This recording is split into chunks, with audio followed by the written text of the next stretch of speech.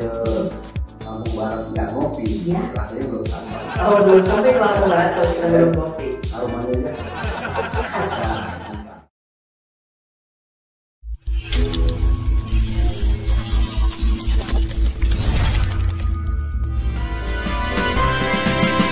Pemilu ada di Lampung Barat, marilah kita sambut gembira sebagai sarana demokrasi Pancasila.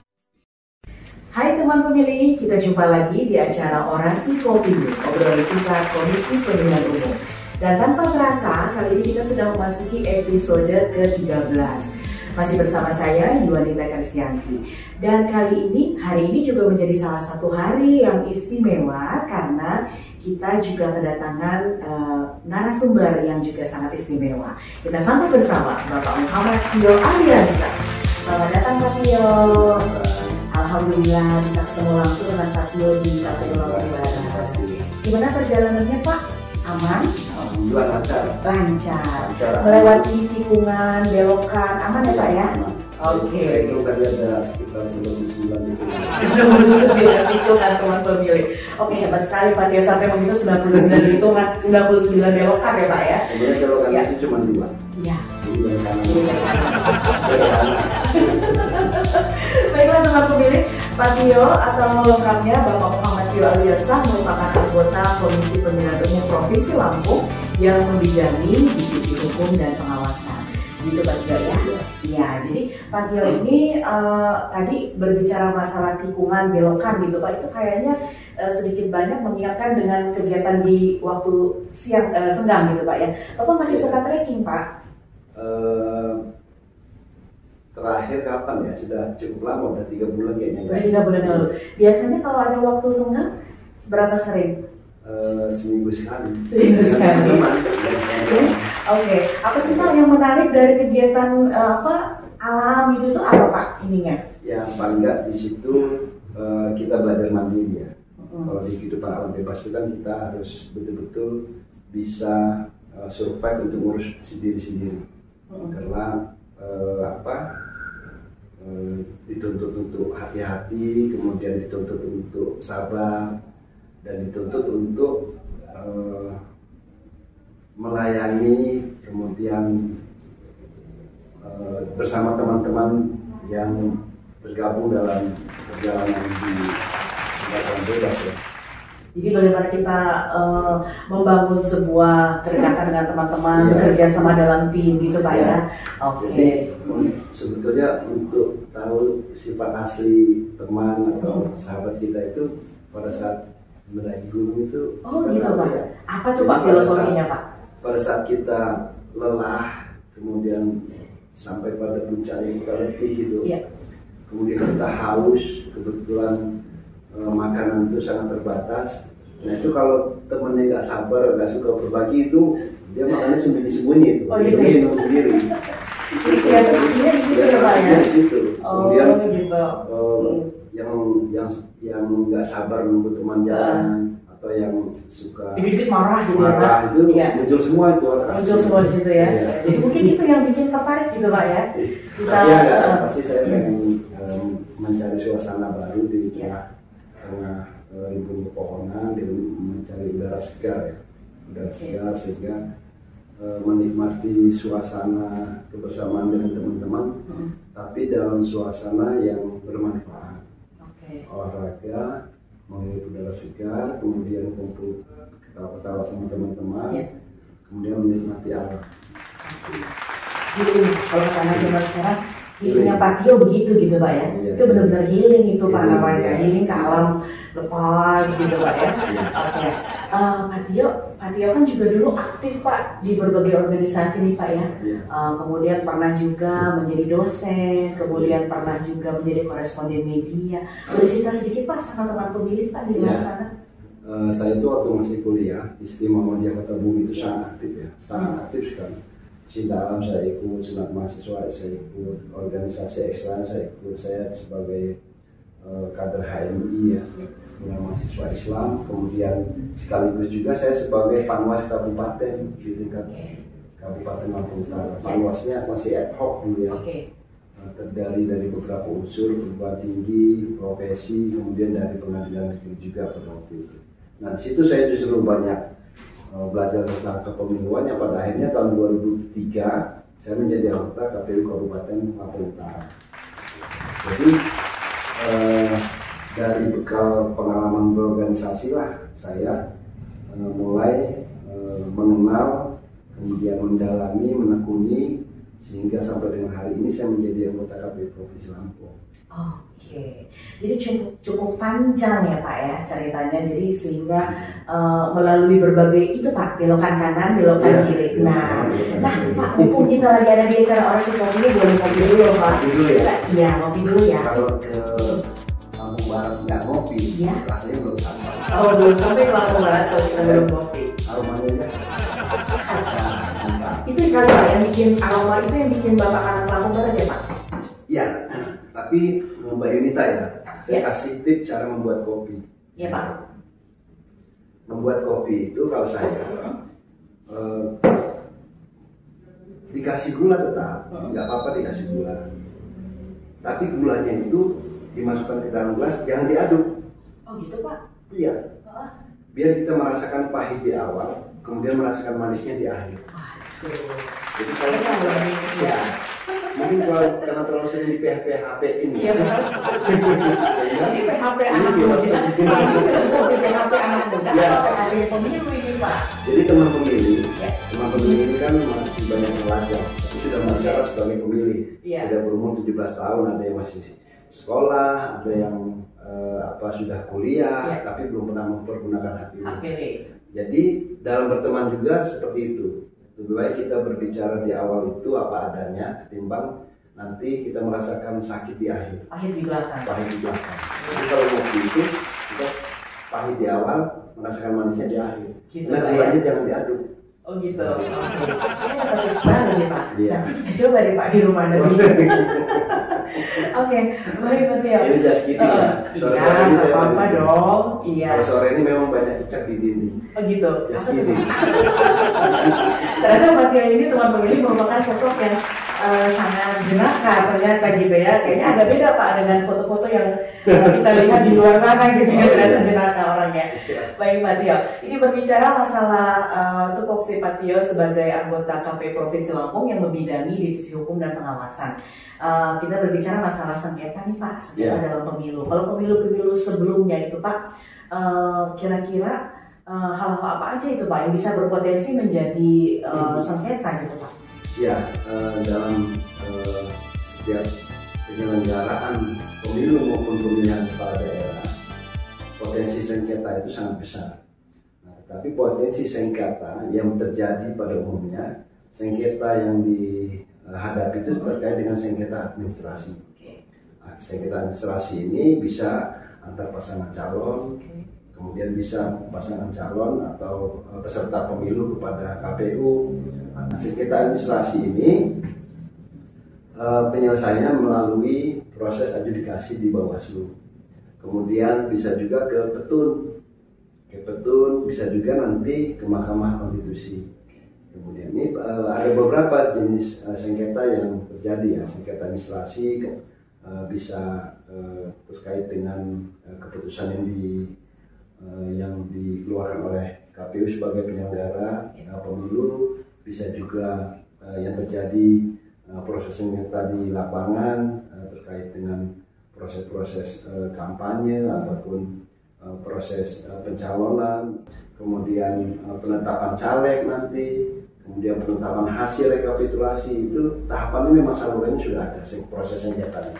Untuk sengketa administrasi yang terjadi dalam proses-proses penetapan itu bisa melalui Bawaslu sesuai dengan tingkatannya, kemudian nanti untuk perolehan hasil itu nanti bisa di Mahkamah Konstitusi. Tapi intinya begini, kita menekan semua potensi sengketa itu dengan melakukan kerja-kerja yang baik, dengan menjalani kerja-kerja sesuai apa yang diatur di dalam undang-undang maupun peraturan KPU.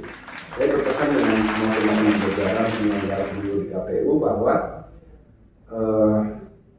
kita semua bekerja itu semua sudah diatur. Kerjanya itu kita bisa lakukan dan enak, karena dari undang-undang itu ada PKPU yang menuntun kita untuk melakukan pekerjaan kita menyelenggarakan pemilu. Kemudian dari PKPU nanti itu akan ada muncul juklat juknis yang memandu kita untuk melaksanakan secara teknis pelaksanaannya. Kemudian kalau ada yang kurang dilengkapi nanti dengan surat edaran.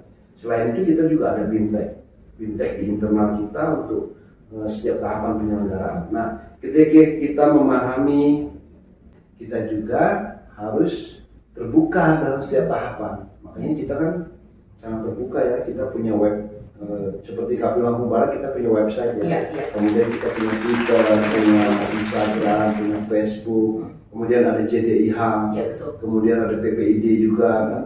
Dan pada setiap tahapan kita menggunakan aplikasi dengan sistem informasi seperti Sipol, nanti ada Silon, kemudian ada Silok, kemudian ada Sirekap, nanti ada lagi Sidakam, sistem informasi dan kampanye. Itu semua dalam rangka untuk memudahkan kerja-kerja kita dan memenuhi asas transparansi dan keterbukaan informasi kepada peserta maupun kepada masyarakat terkait dengan penyelenggaraan pemilu di tahun 2024 nanti.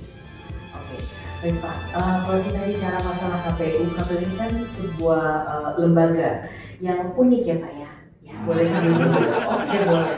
Oke, jadi kita bicara masalah KPU ini kan merupakan sebuah lembaga yang sangat unik gitu Pak. Karena kita ada terdiri dari 2 unsur gitu Pak ya. Dari unsur KPU-nya yang terdiri dari para komisioner dan juga terdiri dari unsur sekretariat yang dipimpin oleh seorang sekretaris. Kira-kira kalau kita pandang dari segi hukumnya gitu Pak, itu kira-kira apakah ada yang perlu di-share ke teman pemilih gitu biar teman-teman pemilih tambah paham oh KPU itu ternyata seperti ini loh organisasinya gitu. Jadi pimpinan di KPU itu adalah ketua dan anggota KPU. Kemudian dibantu oleh seorang sekretaris dan jajaran sekretariat berupa kasubag dan staf-staf dibantu dengan petugas PPNPN, tenaga honor. Nah, fungsinya sekretaris itu memfasilitasi, kemudian membantu tugas-tugas yang diatur dalam undang-undang.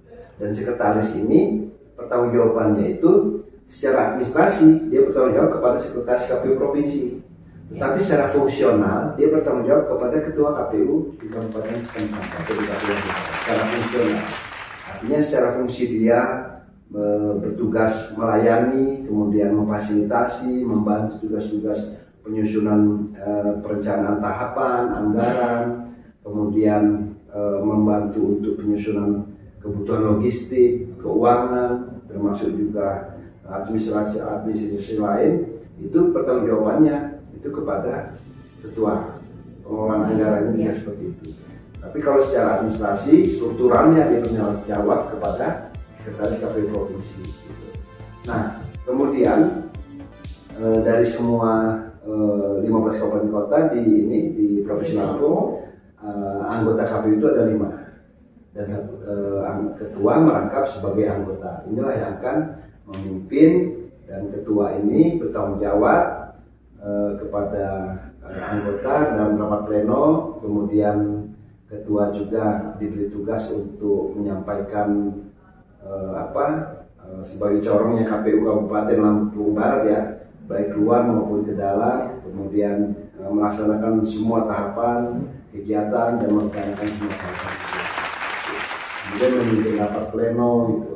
Nah, ini tugas-tugas sebagai anggota KPU ataupun ketua KPU di Kabupaten Lampung Barat seperti itu. Ada mungkin ini Pak, dari pengalaman Bapak kan Bapak sudah panjang nih, mulai dari dulu pernah jadi Panwas waktu masih ad hoc gitu Pak ya, kemudian berapa kali menjadi anggota KPU di berbagai satker gitu di Provinsi Lampung gitu. Ada mungkin tips-tips khusus gitu kira-kira bagaimana menjalin hubungan yang harmonis gitu antara komisioner dengan sekretariat? Saya berpesan dengan teman-teman bahwa kita di KPU ini bekerja itu hari adalah hari kalender. Jadi tahapan kita ini harinya adalah hari kalender, berbeda dengan lembaga lain. Hari kerjanya, hari adalah hari kerja. Nah, sehingga kalau kita mau hitung, lebih banyak kita itu melek keberadaan kita ada di kantor ketimbang ada di rumah. Kalau di rumah itu kan jam 5 kita di rumah itu sudah sambil tidur, sudah campur aktivitas lain. Meleknya itu sedikit loh. Karena jam 9 sudah tidur kalau ibu-ibu atau bapak ya. Jam 5 sudah bangun. Itu artinya ya waktu meleknya itu paling sekitar 7 jam waktu meleknya. Kemudian karena begitu kita kan suasana kerja itu yang nyaman di dalam kantor, yang tenang, yang damai, kemudian buat suasana itu menjadi seperti berada di dalam rumah kita sendiri. Jadi kantor ini sebagai rumah kedua, karena waktu melek kita ini kan banyak di kantor. Jadi kan kantornya sebagai rumah kedua kita sehingga kita merasa betah. Kemudian membangun hubungan kerja dengan jajaran sekretariat seperti keluarga, seperti sahabat. Kalau dia lebih tua kita anggap sebagai kakak atau kita anggap sebagai orang yang dituakan. Sehingga kalau kita menganggap mereka seperti keluarga itu rasanya belum pernah ketemu kalau ada keluarga yang ingin menyakiti keluarganya sendiri. Ada orang yang menyakiti keluarga atau ada orang yang ingin menyakiti sahabatnya. Sehingga semua pekerjaan itu kita semua saling melengkapi. Ada yang kurang dilengkapi oleh satu yang lain. Kemudian ada persoalan diselesaikan secara bersama-sama. Itu jadi kita merasa betah, merasa nyaman. Kalau kantornya bisa kita ciptakan hubungan yang dibangun itu hubungan seperti keluarga. Jadi kita bisa dari situ kita bisa tarik kesimpulan. Jadi kita gimana caranya itu sebisa mungkin buat diri kita dan lingkungan kita tuh nyaman, Pak ya. Sehingga KPU itu atau kantor kita ini bisa menjadi second home for us gitu Pak ya. Oke. Ya, sudah semakin nyaman, kita boleh ngopi lagi nih Pak. Sebelum kopi tambah jadi dingin nanti ya. Yuk teman-teman kita ngopi dulu ya. Gimana Pak? Masih tetap mantap ya? Singkat Komisi Pemilihan Umum. Nah, gimana Pak Tio? Saya mau lanjut nih, saya mau tanya-tanya tentang kode etik nih. Kalau KPU sebagai penyelenggara pemilu ini kan sangat identik sekali dengan atau rawan sekali dengan yang namanya kode etik ini Pak. Nah, kira-kira dalam pengamatan Pak Tio selaku Ketua Divisi Hukum dan Pengawasan di KPU Provinsi Lampung, adakah hal-hal yang sangat rawan sekali gitu Pak untuk menjadi potensi menjadi hal yang berhubungan kode etik gitu? Kira-kira apa yang harus dijaga itu oleh para penyelenggara pemilu? Pertama, kita harus betul-betul memahami semua aturan terkait dengan pelaksanaan penyelenggaraan sesuai dengan tahapannya. Karena kalau kita tidak memahami, akhirnya kita bekerja tidak profesional dan nanti malah dibilang partai ini ngawur. Kemudian yang kedua, kita harus memahami betul bahwa mana yang boleh ataupun tidak boleh. Seperti contohnya, kita ini sebagai makhluk sosial tentunya tidak berdiri sendiri. Kita punya teman, kita punya sahabat, kita punya keluarga, yang kadang-kadang ada juga teman kita sebagai anggota ataupun pengurus partai politik. Nah, maka dari itu kita mesti bisa menjaga diri kita, sabar untuk tidak terjebak dalam kepentingan politik sahabat, teman ataupun keluarga kita. Jadi independensi, netralitas kita dalam menyelenggarakan penyelenggaraan pemilu itu betul-betul harus terjaga. Tidak boleh kita ini karena ada keluarga, ada teman, ada kakak jadi calon, kemudian kita pakai baju atributnya atau menggunakan pinnya secara tidak sengaja, atau mungkin kalau foto selfie Pak, foto selfie gitu, WeFi gitu. Ya, kalau pada masa kampanye ataupun dia sebagai caleg kemudian ditetapkan dia menggunakan atribut tentunya tidak boleh. Nah kemudian kadang tanpa sengaja nih kita ngopi menggunakan mug salah satu partai politik. Nah itu pun tidak boleh. Tidak boleh, itu dilarang. Memang potensi-potensi seperti pelanggaran etika itu yang sangat rentan dan kadang-kadang tidak disadari.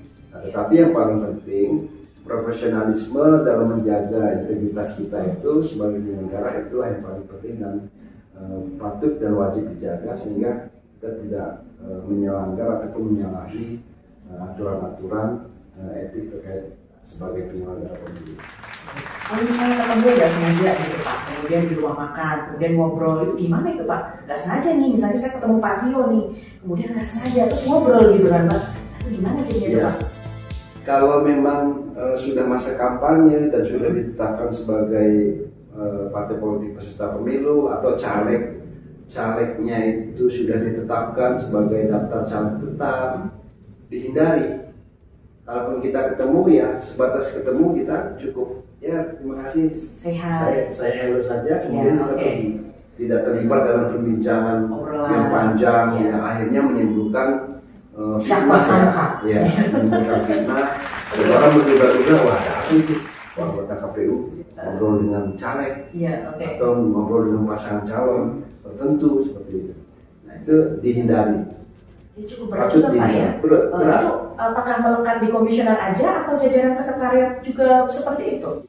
Seandainya ada rekan-rekan dari pengurus partai politik yang mengenal kita secara pribadi, mungkin karena sering berinteraksi gitu Pak ya, kemudian mengenal kita, kemudian kebetulan memiliki juga nih nomor handphone kita Pak, kemudian menghubungi kita untuk bertanya hal-hal yang berhubungan dengan pengurusan parpol seperti itu. Itu kira-kira kita arahkan kemana itu Pak sebaiknya? Jadi secara bijak. Pada setiap tahapan yang melibatkan peserta pemilu, KPU pasti menggunakan memiliki helpdesk. Seperti pendaftaran partai politik, tugas KPU provinsi dan kabupaten melakukan verifikasi faktual terhadap keberadaan partai politik dan kepengurusan maupun keanggotaan. Kita mendirikan atau memiliki helpdesk. Helpdesk inilah tempat mereka bertanya. Kemudian nanti pada saat pencalonan juga kita memiliki helpdesk, baik itu calon perseorangan maupun nanti dari caleg partai politik kita memiliki helpdesk. Kemudian pada saat proses-proses lanjutannya juga kita memiliki helpdesk. Jadi sebaiknya memang silakan datang ke kantor untuk menanyakan terkait hal-hal tertentu tentang kepemiluan ataupun tahapan-tahapan dalam penyelenggaraan. Tidak ngobrol di warung kopi, tidak ngobrol di tertentu di kafe. Itu apalagi bertamu ke rumah gitu Pak ya. Karena orang tidak tahu pembicaraannya apa saja. Siapa tahu pembicaraannya nggak tentang pemilu, tapi kan dia sebagai pengurus partai atau sebagai caleg, maka orang akan menduga-duga. Jadi kalau gitu, kalau kita nggak boleh datang rumah, berarti artinya kode etik ini bagi penyelenggara pemilu ini memang sangat lekat sekali gitu Pak ya. Jadi ibarat kata kalau saya pulang ke rumah nih Pak, langsung ganti seragam dinas pakai daster gitu Pak ya. Penyelenggara pemilunya melekat gitu Pak ya. Nggak boleh menerima tamu yang berhubungan dengan itu urusan kantor gitu Pak ya. Kita melekat. Gitu. Karena makanya kita KPU itu komisionernya pada saat mendaftar itu dia membuat pernyataan siap bekerja sepenuh waktu. Tagline KPU hari ini kan integritas 24 jam. Artinya ya selama kita itu melekat sebagai penyelenggara, nggak bisa terpisahkan. Dan kita ini, saya selalu berpesan teman-teman, kita bekerja di KPU ini nggak boleh salah. Karena ketika kesalahan apapun kita lakukan, ketika ada orang yang mengujinya, melaporkannya ke DKPP, itu kesalahan itu nanti memiliki konsekuensi. Minimal nanti ada peringatan atau pemberian sanksinya, sanksi sanksi pemberhentian atau sanksi pemberhentian sementara, minimal peringatan ya. Itu kan jadi membuat catatan dan membuat cacat ya kita sebagai penyelenggara. Sehingga memberikan track record yang bersangkutan juga gitu ya. Dari pandangan Pak Tio sendiri menghadapi pemilu, bukan menghadapi Pak ya, kita sudah menjalani tahapan pemilu 2024 ini Pak. Dalam pandangan Pak Tio sebagai seorang anggota Divisi Hukum dan Pengawasan KPU Provinsi Lampung, kayak mana Pak kira-kira prediksi 2024 Pak? Maksud saya, akankah sepanas 2019 ataukah cenderung lebih aman, relatif adem atau gimana nih Pak? Pemilu itu arena konflik legal dalam rangka perebutan kursi kekuasaan. Itu memang arena konflik. Nah, jangan sampai arena yang konflik yang legal itu justru menimbulkan sesuatu yang membuat suasana panas karena ketidaknetralan penyelenggaranya. Kalau penyelenggaranya sudah tidak netral, tidak independen, kemudian melaksanakan semua tahapan tidak profesional, ini akan memantik, akan memicu persoalan-persoalan, baik itu di opini melalui media sosial, kemudian melalui konflik sosial, ataupun bisa jadi malah menimbulkan kemarahan ya. Saya melihat di beberapa tempat kemarahan itu kan akhirnya memuncak dan melakukan hal-hal yang tidak kita inginkan. Jadi kita tuntutannya tidak ada kata lain, harus bekerja profesional, independen, dan menjaga integritas kita sebagai penyelenggara. Kita sebagai penyelenggara melakukan hal itu, menjaga integritas kita sebagai penyelenggara dan netralitas, insya Allah semuanya akan berjalan baik dan aman. Tapi kalau kita yang sudah main-main, ya ini bisa suasananya menjadi tidak baik kan? Iya, menjadi nggak enak dan nggak kondusif gitu Pak ya? Kondusif suasananya. Oke. Jadi panas tidak panas, ya. Penyelenggara juga bisa menyumbang suasana panas atau tidak panas. Jadi masalah pandangan panas atau tidak itu penyelenggara atau KPU sendiri yang ada di dalam internal KPU itu bisa menjadi pemantik juga gitu Pak? Iya, bisa menjadi pemantik. Tapi biarlah di luar sana suasana jangan panas, tetapi kalau kopi harus tetap hangat. Iya betul sekali. Oke, nah sembari menikmati kopinya nih Pak Tio, closing statement dong Pak, saran dan masukannya dong Pak buat KPU Lampung Barat nih. Ya, pertama buat pemilih dulu ya. Iya, buat pemilih dulu. Pemilih, bagi adik-adik pemilih yang menyaksikan podcast ini nanti, jangan lupa pergunakan hak pilihnya pada tanggal 14 Februari 2024. Kita akan memilih anggota legislatif, kita akan memilih DPD, dan kita akan memilih pasangan calon presiden dan wakil presiden. Nah, untuk mengetahui siapa yang akan dipilih, ikuti terus podcastnya KPU Lampung Barat. Supaya mengenal caleg-caleg, mengenal partai-partai, dan mengenal siapa calon anggota DPD nanti, dan siapa pasangan calon presiden dan wakil presiden yang akan kita pilih. Oke, buat Lampung Barat ya Pak? Untuk KPU Lampung Barat, sering undang Pak Tio gitu ya? Mau dong Pak, datang lagi dong sini dong Pak ya. Jadi untuk KPU Lampung Barat, saya mengapresiasi podcastnya sudah cukup baik, dan saya juga pernah beberapa kali melihat menonton podcastnya. Mudah-mudahan ini menjadi sarana interaktif bagi pemilih, bagi peserta dan penyelenggara yang ada di KPU Lampung Barat. Jadi pesan saya, kalau nanti peserta pemilunya sudah ditetapkan, kemudian diundang pada podcast ini, semua harus diundang. Semua gitu Pak ya. Jadi kita melakukan setara dalam memperlakukan semua peserta. Jangan ada yang diundang, jangan ada yang nggak diundang. Ada yang lupaan gitu kan. Ini nanti malah ini undangnya si Atrus gitu, jadi nggak diundang. Oke, siap. Terima kasih. Terima kasih. Baiklah, senang sekali Pak Tio. Akhirnya Pak Tio bisa hadir langsung di sini menjadi narasumber kami di acara Orasi Kopimu. Dan demikianlah teman-teman pemilih, akhir perbincangan kita bersama Bapak Muhammad Tio Aliansyah, seorang anggota Komisi Pemilihan Umum Provinsi Lampung yang membidangi Divisi Hukum dan Pengawasan, dan ternyata beliau ini merupakan seorang sosok yang sangat humble, down to earth, dan full of integrity, dan ternyata kocak juga gitu Pak ya. Apa-apa nanti kita bisa ngobrol lagi Pak, lebih santai Pak ya. Oke, teman-teman pemilih, jangan lupa ya ikuti terus media sosial resmi KPU Lampung Barat. Teman-teman bisa ikuti kita di website resmi kita di kap-lampungbarat.kpu.go.id, juga di jedik.lampungbarat.go.id, dan kita juga ada di IG nih Pak. Kita ada di IG, ada di Facebook, kita ada di Twitter, dan juga teman-teman pemilih bisa ikuti kegiatan kita di kanal YouTube kita KPU Lampung Barat. Itu Pak ya. Terima kasih, akhirnya saya senang sekali bisa bertemu langsung dengan Pak Tio. Semoga sukses Pak, semakin berkah, semakin lancar pokoknya Pak ya, semakin jaya. Oke, baiklah, akhirnya Bapak Muhammad Tio Aliansyah undur diri, juga bersama saya Yuanita Kristianti, kami undur diri.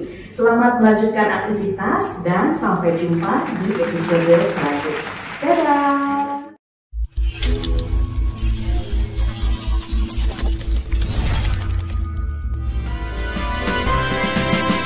Pemilu